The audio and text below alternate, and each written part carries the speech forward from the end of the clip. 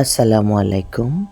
আমি notes cooking zone থেকে আমি সবাইকে শুভেচ্ছা জানিয়ে আজকে একটা ভিডিও শুরু করতেছি। আমি আজকে একটা গাজরের হালুয়া করে দেখাবো। সবাই আসলে গাজরের হালুয়া করেই থাকে, সবাই জানেন।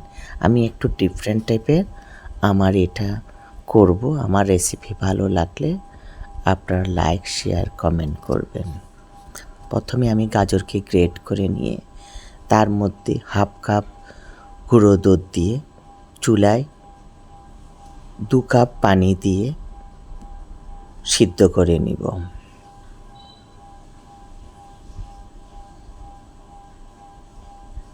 এখন আমি নেড়ে চেড়ে এটাকে ভালো করে সিদ্ধ করে নিব। সিদ্ধ হয়ে গেছে। এখন হালকা পানি থাকা অবস্থায় আমি ব্লেন্ড করে নিব। এর মধ্যে আমি 2 টেবিল চামচের মধ্যে ঘি দিলাম, একটা প্যানে চুলায় বসিয়ে দিলাম।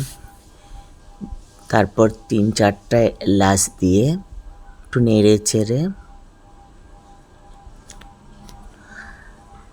আগেই ব্লেন্ড করা এই সিদ্ধ গাজরটা আমি ঢেলে দিলাম, দিয়ে ভালো করে নাড়তে থাকবো। আমি আবার একটু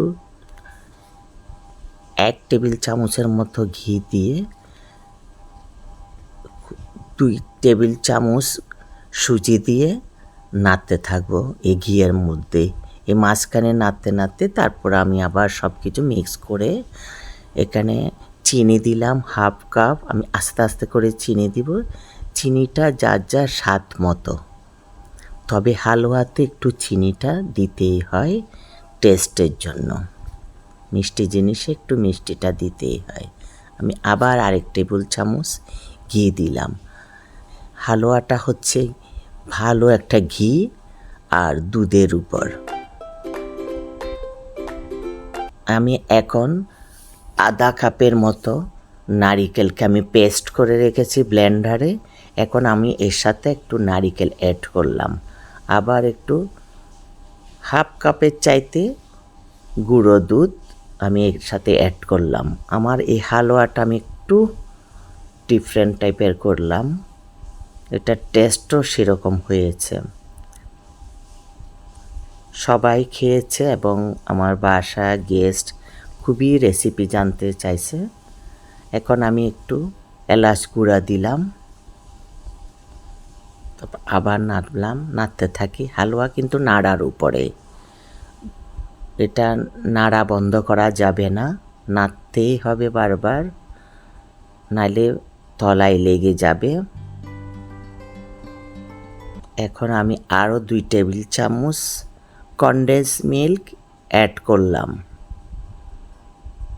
এই যে আমার দেখতেই পাচ্ছেন আমি বারে বারে গুঁড়ো দুধ, তারপর কনডেন্স মিল্ক, নারিকেলের পেস্ট করা সব কিছুই আমি এই হালুয়ার মধ্যে অ্যাড করেছি, যার কারণে আমার হালুয়াটা একটু অন্য রকমের। এখন প্রায় আমার হালুয়া হয়ে গেছে। এখান থেকে আমি যে এলাচগুলা দিলাম এটা উঠিয়ে নিলাম। এখন হালুয়া আমি একটা ডিশের মধ্যে, একটা শেপ করা ডিশের মধ্যে বসালাম। এটা এখন যার যার পছন্দ মতো কাটতে পারেন বরফি আকারে, স্কোয়ার শেপ। আমি এখানে আবার কিছু বাদাম ছিটিয়ে দিলাম, আমি পেস্তা বাদাম দিয়ে। আর বাকিটুকু আমি কিছু গোল গোল শেপ করে ড্রাই কোকোনাট দিয়ে আমি কোট করে নিচ্ছি।